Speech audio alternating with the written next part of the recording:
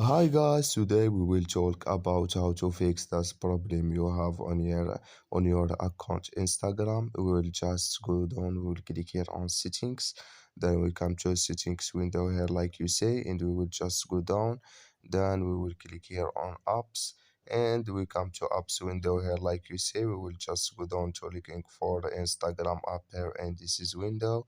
We will find it, we will click here on Instagram, then we come to our next window here like you say. We'll just click here on first stop, then you will click here on OK, and you will just click here on storage, then you come to storage window, you click here on clear cache, then you will click here on clear data, and you just turn off your Wi-Fi and turn on it, and it's going to work with you.